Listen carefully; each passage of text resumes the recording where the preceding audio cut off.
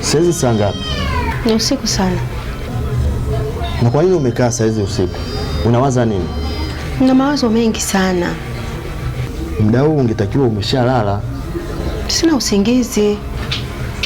Samahani lakini na jambo langu lakini nataka nikwambie. Ni kwa nini unanikataza nisiwe na mahusiano na Bella? Kuna vitu vingi sana usivyovijua. Kuna nini yani? Kwanza yani unanichanganya. Iko siku moja utavijua. Jamani, mbona una haraka sana? Bella hutomuoa na hutakuwa naye. Hivi mnajua kwamba Jamali na Bella wana mapenzi ya kujificha ficha?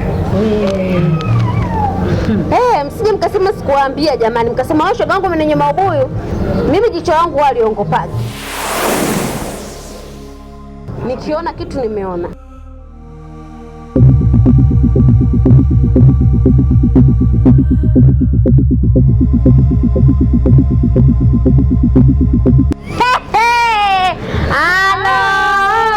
Na bado mtaficha sana tu. Mimi sitaki nikukwaze kwa ajili ya mtu mmoja.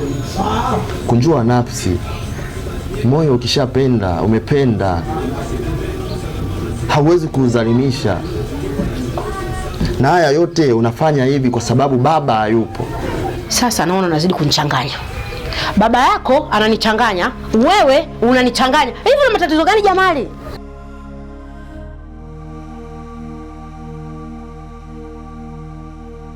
Sikiliza. Kama ndio choo hicho kilichokuleta hapa, naomba uende. Jamali, toka. Toka Jamali. Una shida gani wewe?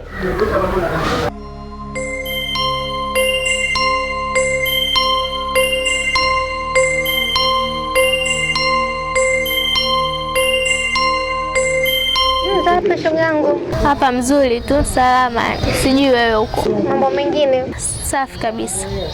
Jamani shoga yangu, nimekaa nyumbani sielewi, nimekumisi mpaka nikaona hapa nimtembelee shoga yangu. Siku zote hizo. Jamani, nani wewe umenisumu sana kwambia, yani mpaka nimekaa longa sema hapana niende kwa kweli. Na mimi ndo baba nataka niondoke, ndo nakuona matokeo kweli, ikabidi nikae hapa. We, jamani basi niyokuai.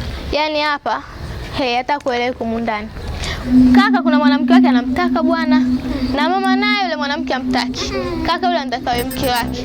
Mama hataki. Yaani hapo hatari nakwambia. Shikamoo mama.